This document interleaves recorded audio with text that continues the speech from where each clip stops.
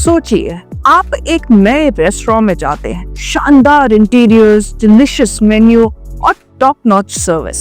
आपको लगता है कि ये बिजनेस सुपर हिट होने वाला है। तभी एक सोच आती है, काश हम भी इसमें इन्वेस्ट कर सकते हैं, क्योंकि जैसे जैसे बिजनेस ग्रो करेगा वैसे वैसे प्रॉफिट्स भी बढ़ेंगे। यही माइंडसेट होता है एक इन्वेस्टर का जब कोई कंपनी अपना आईपीओ या इनिशियल पब्लिक ऑफरिंग लॉन्च करती है। लेकिन आईपीओ क्या होता है? क्या आम लोग भी इसमें इन्वेस्ट कर सकते हैं? क्या ये हमेशा प्रॉफिटेबल होता है? और फिलहाल इंडियन मार्केट के 5 मोस्ट अवेटेड आईपीओस कौन से हैं? आज हम इन सब चीजों पर बात करेंगे। सबसे पहले आईपीओ का बेसिक कॉन्सेप्ट समझते हैं। आईपीओ का फुल फॉर्म है इनिशियल पब्लिक ऑफरिंग। जब कोई प्राइवेट कंपनी अपने शेयर्स पब्लिक को बेचने का फैसला करती है तो वो आईपीओ लॉन्च करती है। पहले कंपनी के शेयर्स सिर्फ प्राइवेट इन्वेस्टर्स या प्रमोटर्स के पास होते हैं, लेकिन आईपीओ के बाद आम पब्लिक भी उस कंपनी की शेयर होल्डर बन सकती है। एक सिंपल एग्जांपल, आपने जोमैटो के आईपीओ के बारे में सुना होगा। पहले जोमैटो एक प्राइवेट कंपनी थी, लेकिन जब उन्होंने आईपीओ लॉन्च किया तो पब्लिक इन्वेस्टर्स को भी उनके शेयर्स खरीदने का मौका मिला। ऐसे ही नायका, पेटीएम और एलआईसी के आईपीओ भी काफी पॉपुलर रहे हैं। हर कंपनी के आईपीओ लेने के पीछे अलग अलग कारण होते हैं, जैसे आईपीओ से मिले कैपिटल का इस्तेमाल कंपनियां एक्सपेंशन, नए प्रोजेक्ट्स या प्रोडक्ट डेवलपमेंट के लिए करती है। नंबर 2 है डेट क्लियरेंस। कई कंपनियां आईपीओ के जरिए अपना कर्ज चुकाने के लिए भी फंड्स जुटाती हैं। Number 3 market visibility and credibility. Public listing से कंपनी की पहचान बढ़ती है और इन्वेस्टर्स का ट्रस्ट भी बिल्ड होता है। आईपीओ प्रोसेस में अंडरराइटर्स भी अहम भूमिका निभाते हैं। ये इन्वेस्टमेंट बैंक्स होते हैं जो कंपनी के शेयर्स को बाजार में बेचने में मदद करते हैं। आईपीओ का क्रेज आजकल चरम पर है, लेकिन हर आईपीओ प्रॉफिटेबल हो ये जरूरी नहीं है। इसलिए इन्वेस्ट करने से पहले कुछ इंपॉर्टेंट फैक्टर्स को ध्यान में रखना बहुत जरूरी है। नंबर 1, कंपनी का बिजनेस मॉडल समझे। पहले ये समझना जरूरी है कि कंपनी किस सेक्टर में काम कर रही है और उसका बिजनेस मॉडल क्या है। क्या ये प्रोडक्ट बेस्ड कंपनी है या सर्विस प्रोवाइडर? अगर आप किसी इंडस्ट्री को अच्छे से समझते हैं तो उस इंडस्ट्री के आईपीओस को असेस करना आसान हो जाता है। जैसे अगर आप टेक इंडस्ट्री फॉलो करते हैं तो इन्फोसिस या टीसीएस के स्टॉक्स आपको बेटर समझ आएंगे। अगर आप एफएमसीजी इंडस्ट्री को क्लोजली देखते हैं तो हिंदुस्तान यूनिलीवर और नेस्ले के आईपीओस को इवैल्यूएट करना आसान हो। नंबर 2, कंपनी के फाइनेंशियल्स की जानकारी लें। आईपीओ इन्वेस्ट करने से पहले कंपनी के फाइनेंशियल रिकॉर्ड्स को आईपीओ इन्वेस्ट करने से पहले कंपनी के फाइनेंशियल रिकॉर्ड्स का एनालिसिस जरूरी है। की मेट्रिक्स जैसे revenue growth, profit margin, return on equity या आरओई और डेट टू इक्विटी रेशियो को जरूर चेक करें। जो कंपनी कंसिस्टेंटली प्रॉफिट जनरेट कर रही है उसके आईपीओ के सक्सेसफुल होने के चांसेस ज्यादा होते हैं। जैसे नायका और जोमैटो के आईपीओ इन्वेस्टर्स के भरोसे पर खरे उतरे, जबकि पेटीएम का आईपीओ लिस्टिंग के बाद स्ट्रगल कर गया क्योंकि उसके फाइनेंशियल्स उतने स्ट्रॉन्ग नहीं। नंबर 3, ग्रे मार्केट प्रीमियम या जीएमपी को समझे। आईपीओ मार्केट में आने से पहले एक अनऑफिशियल मार्केट होता है जिसे ग्रे मार्केट कहते हैं, जिसमें शेयर्स लिस्ट होने से पहले ही ट्रेड होने लगते हैं। अगर किसी आईपीओ का जीएमपी हाई तो इसका मतलब है कि इन्वेस्टर्स का इंटरेस्ट ज्यादा है, लेकिन सिर्फ जीएमपी के बेसिस पर इन्वेस्ट करना रिस्की हो सकता है। बहुत बार जीएमपी होने के बावजूद आईपीओ लिस्टिंग के बाद गिर जाता है, जैसे पेटीएम का IPO. Number 4, short term versus long term approach. क्या आप लिस्टिंग गेन्स के लिए इन्वेस्ट कर रहे हैं या लॉन्ग टर्म के लिए होल्ड करना चाहते हैं? कुछ लोग आईपीओ अलॉटमेंट के बाद हायर प्राइस पे शेयर्स बेचकर शॉर्ट टर्म गेन्स ले लेते हैं, जबकि कुछ लोग लॉन्ग टर्म इन्वेस्टमेंट्स करते हैं। जैसे नायका का आईपीओ इनिशियल फेज में अच्छा परफॉर्म किया, लेकिन लॉन्ग टर्म में स्टॉक प्राइस गिरा। इसलिए अपनी इन्वेस्टमेंट स्ट्रैटेजी पहले ही डिसाइड कर लें। समझदारी भरी रिसर्च और सही डिसीजन मेकिंग आईपीओ इन्वेस्टमेंट को सफल बना सकता है। चलिए बात करते हैं उन 5 आईपीओस की जो इंडियन स्टॉक मार्केट में सबसे ज्यादा ईगरली अवेटेड है। Number 1, Tata capital. Tata group का नाम तो सुना ही होगा। अब उनकी financial services arm Tata capital अपना आईपीओ लाने वाली है। लोन्स, इन्वेस्टमेंट्स और फाइनेंशियल सॉल्यूशंस का एक डाइवर्स पोर्टफोलियो होने की वजह से ये आईपीओ इन्वेस्टर्स के लिए काफी प्रॉमिसिंग हो सकता है। और जब नाम टाटा से जुड़ा हो तो एक्सपेक्टेशंस ऑटोमेटिकली हाई हो जाती हैं। नंबर 2, फोन पे। आज के डिजिटल एरा में यूपीआई और डिजिटल पेमेंट्स हर किसी की लाइफ का पार्ट बन चुके हैं। फोन पे, जो इंडिया के लीडिंग डिजिटल पेमेंट प्लेटफॉर्म्स में से एक है, अपना आईपीओ लाने की तैयारी कर रहा है। इतनी बड़ी यूजर बेस और स्ट्रॉन्ग मार्केट प्रेजेंस के साथ ये आईपीओ इन्वेस्टर्स के लिए एक एक्साइटिंग अपॉर्चुनिटी हो सकता है। नंबर 3, NSDL या नेशनल सिक्योरिटीज डिपॉजिटरी लिमिटेड। थोड़ा टेक्निकल लग सकता है, लेकिन NSDL इंडियन कैपिटल मार्केट के इंफ्रास्ट्रक्चर का एक बहुत बड़ा पार्ट है।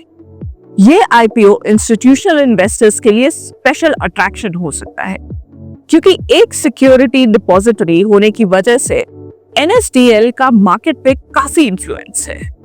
सीरियस इन्वेस्टर्स के लिए ये आईपीओ एक मस्ट वॉच है। Number 4, boat. म्यूजिक लवर्स के लिए एक फेमिलियर नाम, बोट। हेडफोन्स, स्पीकर्स, वेयरेबल्स और स्मार्ट गैजेट्स की दुनिया में बोट ने अपनी एक अलग पहचान बनाई है।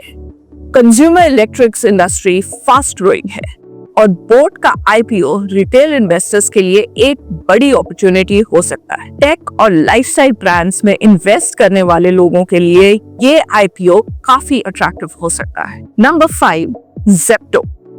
क्विक कॉमर्स का ट्रेंड इंडिया में बूम कर रहा है और ज़ेप्टो ने इस सेक्टर में अपनी जगह बना ली है। इंस्टेंट डिलीवरी और सुपरफास्ट सर्विसेज की वजह से ये स्टार्टअप बहुत तेजी से ग्रो कर रहा है।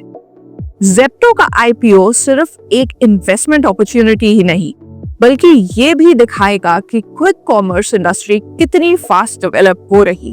तो ये थे 5 सबसे अवेटेड आईपीओस जो 2025 में मार्केट में धमाका कर सकते हैं। लेकिन याद रहे, मार्केट कंडीशंस हमेशा चेंज होती हैं और आईपीओ की एग्जैक्ट टाइमिंग भी शिफ्ट हो सकती है।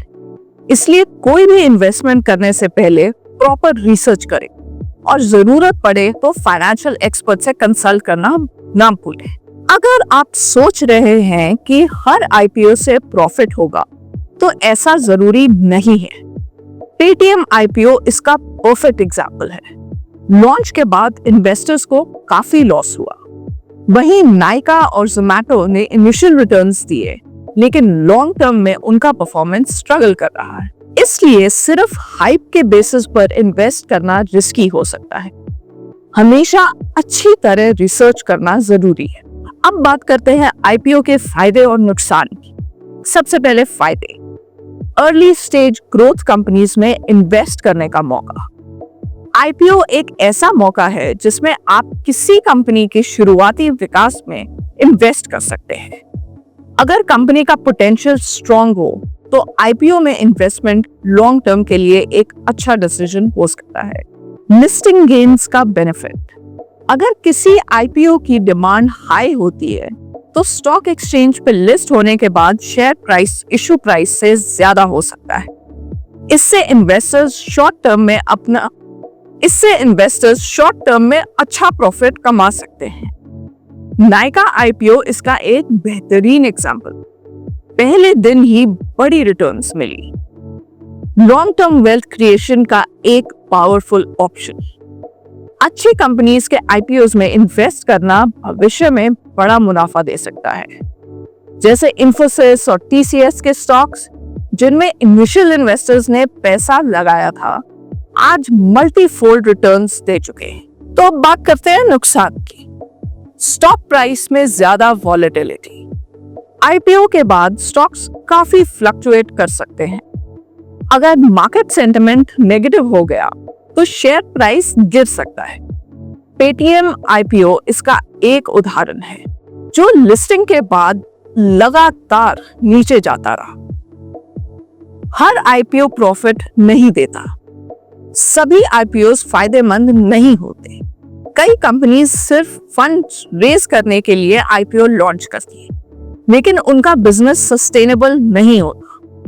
बिना अच्छी रिसर्च किए इन्वेस्ट करना लॉस का कारण बन सकता है। पब्लिक परसेप्शन और मार्केट सेंटिमेंट का असर।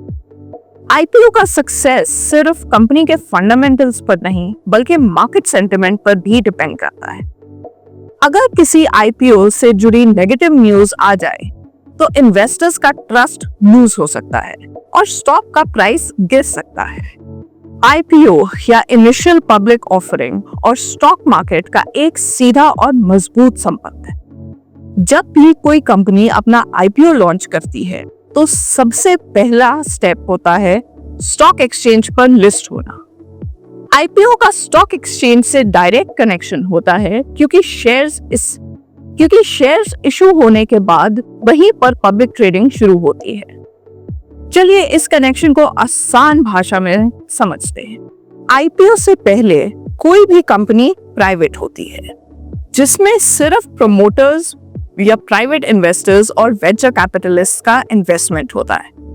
लेकिन जब कंपनी अपने एक्सपेंशन या कैपिटल रेज करने का प्लान बनाती है तो वो आईपीओ के माध्यम से पब्लिक को अपने शेयर्स खरीदने का मौका देती है। आईपीओ के बाद ये शेयर्स स्टॉक एक्सचेंज पर लिस्ट होते हैं, जहां इन्वेस्टर्स इन्हें खरीद और बेच सकते हैं। जब एक कंपनी अपना आईपीओ सफलतापूर्वक लॉन्च कर लेती है, तब उसके शेयर्स स्टॉक मार्केट पर लिस्ट हो जाते। भारत में ये लिस्टिंग दो बड़े स्टॉक एक्सचेंजेस पर होती है, एनएससी या नेशनल स्टॉक एक्सचेंज, बीएससी या बॉम्बे स्टॉक एक्सचेंज। जब शेयर्स मार्केट में लिस्ट हो जाते हैं तो उनका प्राइस डिमांड और सप्लाई के इकोनॉमिक प्रिंसिपल के हिसाब से मूव करता है। अगर किसी आईपीओ की डिमांड बहुत ज्यादा होती है तो लिस्टिंग के दिन ही उसके शेयर प्राइस तेजी से बढ़ सकते हैं, जिससे शॉर्ट टर्म इन्वेस्टर्स को अच्छा प्रॉफिट मिल सकता है। आईपीओ की सफलता मार्केट सेंटिमेंट पर बहुत डिपेंड करती है। अगर मार्केट बुलिश है, यानी ग्रोथ अच्छी चल रही है, तो नए आईपीओस को इन्वेस्टर्स का अच्छा रिस्पॉन्स मिलता है। वहीं अगर मार्केट बेयरिश है, यानी स्टॉक्स गिर रहे हैं, तो नए आईपीओस की डिमांड कम हो सकती है। जैसे कि पेटीएम का आईपीओ एक बेयरिश मार्केट फेज में लॉन्च हुआ था, जिसके कारण लिस्टिंग के बाद इसका स्टॉक गिर गया। वहीं नायका और जोमैटो जैसे आईपीओस बुलिश मार्केट फेज में आए, इसलिए इन्हें इन्वेस्टर्स का अच्छा रिस्पॉन्स मिला। आईपीओ और स्टॉक मार्केट एक दूसरे से जुड़े हुए हैं। आईपीओ एक मीडियम है जिसके माध्यम से कंपनी स्टॉक मार्केट में एंट्री करती है और फंड्स भी रेज करती हैं। लेकिन किसी भी आईपीओ का performance market sentiment, demand supply और ओवरऑल इकोनॉमिक कंडीशंस पर डिपेंड करता है। इसलिए आईपीओ में इन्वेस्ट करने से पहले स्टॉक मार्केट का एनालिसिस करना बहुत जरूरी है, ताकि एक सही डिसीजन लिया जा सके। आईपीओ एक शानदार इन्वेस्टमेंट अपॉर्चुनिटी हो सकती है, बस सही रिसर्च करना जरूरी है।